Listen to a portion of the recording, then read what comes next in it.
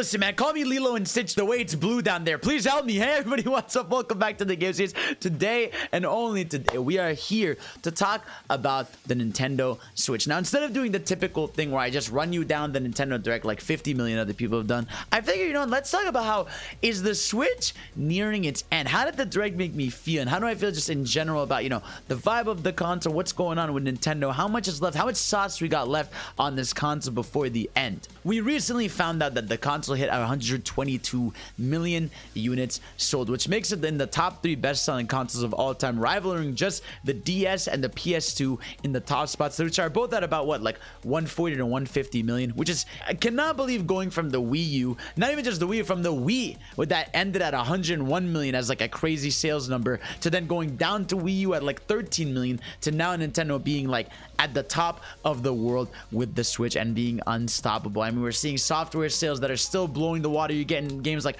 Mario Kart 8 hitting 50 million units sold. You're getting stuff like Smash Bros hitting 30 million. You're getting even Kirby games like Kirby Forgotten Land sold 6 million units. You're getting stuff like Mario Party selling in the 15 plus millions. Pokemon is breaking records. It's just, it feels like this console's momentum does not want to stop even 6 years later. That's right. By the way, in March, like in 2 weeks from now, this console is going to be 6 years old, heading into year 7, right? And now the big question is, right, like what's next? What's left? You know, first of all, we should address, you know, when is the successor, you know, the next Switch, right? I feel like this question is something we keep asking ourselves, and I think we can all agree a Switch Pro is done. I feel like if a Switch Pro was going to have happened, it would have happened, you know, 2-3 years ago. Now, in fact, I would have said 2 years ago during the COVID year. I feel like that was when they were planning a Switch Pro. But, you know, plans might have shifted because, you know, parts got really expensive and sparse, and they saw that they were making so much more money because people were staying indoors and buying Switches that they felt like, hey, maybe we just don't even need to make a Pro, and we could just move on to what our next console is and have our next console just be like, hey, here's better Switch, right? But instead, you know, everything will be backwards compatible. So I feel like whatever's coming next cannot be too far out. It has to be, though, a proper successor where you can play all these games, have backwards compatibility and everything. Now, obviously, we got to talk about software in here, right? Now, here's how you know a Nintendo console is near its end, right? You can base it off its heavy hitters, right? What has it had? First of all, it's had its own 3D Mario with Super Mario Odyssey, which again, besides Galaxy, which people always refer back to Galaxy and Galaxy 2, that is the only time, you know, a console has had 2 main 3D Marios. So maybe Odyssey really is it for the Switch. I would hope that maybe an Odyssey 2 is going to be the gap between this and the next console, because I also count, you know, 3D Land and 3D World as kind of like sequels to each other, which they pretty much are. But yeah, I feel like an Odyssey 2 or whatever's next for 3D Mario has to have. But either way, we've had that. We've had Mario Kart, which is another heavy hitter for them. And again, that game is still getting DLC. In fact, it's funny, I used to think Mario Kart 9 might have come out, you know, or been announced soon, but when they announced the booster pass, I was like, okay, now we know that really they are just holding Mario Kart to the people until the next console when they get Mario Kart 9 ready, because this game is, you know, still getting contact. It's still getting sold like crazy. And again, 50 million units is no joke. We got Splatoon. Splatoon is one of Nintendo's heavy hitters, and we've had 2 of them on Switch. I doubt there's going to be anything Splatoon 4 related on Switch. It'll probably be on the successor or whatever it's going to be, because I feel like Splatoon 3 has a shit ton of content, still getting the Octo expansion stuff. It's going to be supported for a long time. We're getting Metroid Prime 4, right, which is going to be a heavy hitter. Final big game they've got. They put out their Animal Crossing, which again, there's always one big Animal Crossing per Nintendo unit. Obviously, we had Breath of the Wild, and now we are getting Tears of the Kingdom. Now, also, keep in mind, right, Tears of the Kingdom is technically the first big Switch only Zelda game, right? Breath of the Wild, remember, is a Wii U game that, you know, was upscaled and ported to Switch basically on day one, and thank God it did. Obviously, it helped it. But remember, Tears of the Kingdom is being built for Switch, and it's technically the first big Zelda game for the console. I know I'm being a smartass about it, but that's sort of how it is.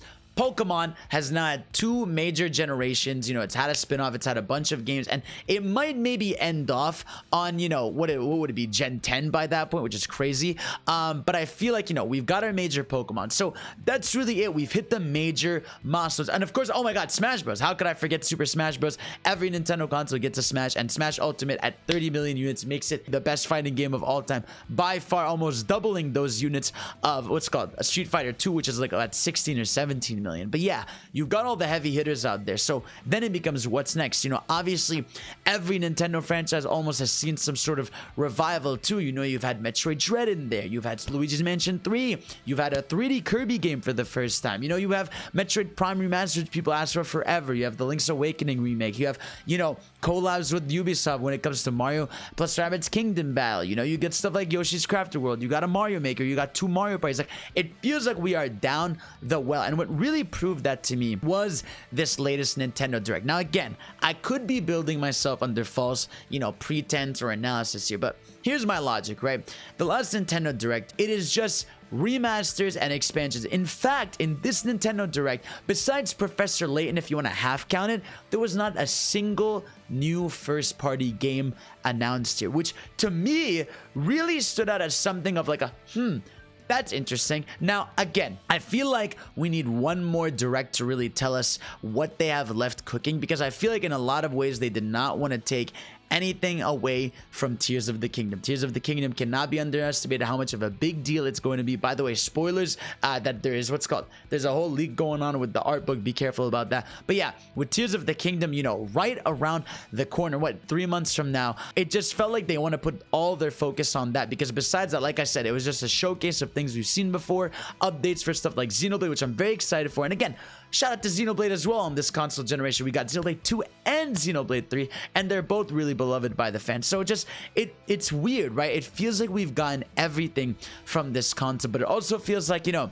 it's so weird with the Switch, because it feels like it's such a young console, but it has been 6 years. You know, it wouldn't be shocking if after Tears of the Kingdom and, you know, Pikmin 4, once we get to the September Direct, that we're gonna start seeing, you know, smaller stuff. You know, we might get, because Nintendo adores ports this time around. Like, they really love their ports, and you know, I like ports and everything, but like, Jesus, it definitely feels like it is port central for Switch, and we do eat it up. Like, again, here I am yelling at my lungs out about, you know, Game Boy Advance games coming to the console. Here I am yelling about Metroid Prime getting remastered, and here I am wanting my old Sonic games on there. Like, the Switch is the hub for old games for sure, as well as new ones. But yeah, I wonder really what's next, because realistically, what can we have, right? We're not getting a Mario Kart, not an Animal Crossing.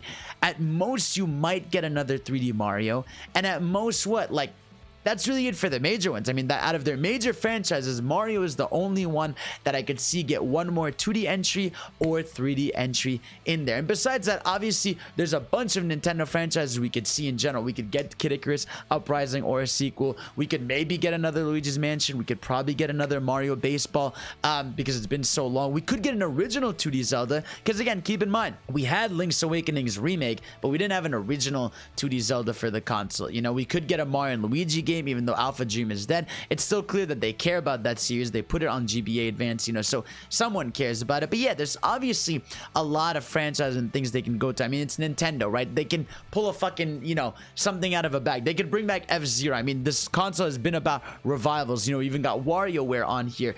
But give me a Wario Land. You know, I feel like the true focus will be on a lot of the double A's, especially even Fire Emblem. We just got Engaged, which is a mainline game. We had Three Houses. I don't know, like, I feel like realistically, we are right at the end. You know, I feel like next year is going to be the last time we get, you know, some final big games, including Metroid Prime 4 in there. But I feel like we're there, man. We're at the finale of this console, which I don't mind. Again, we've had 6 years with this thing. It feels like, you know, an old, dated hardware. And if the next console is anyways just going to be whatever the successor is, and it's going to be backwards compatible, I don't know what they're going to do. I assume it's going to be the same style. Then we're fine. You know, it's nothing to be concerned about, right? But I just, you know, I really do hope that we keep the momentum going, and it will. You know, there's still gonna be your third parties, you know, releasing their little Deca Polices and their rhythm games on there and whatever, and you're gonna get Sonic Frontiers on there and all this other stuff, right? But it just feels like we are definitely towards the end. I mean, I don't think we're getting another 3D Kirby on this thing. We might get another remaster,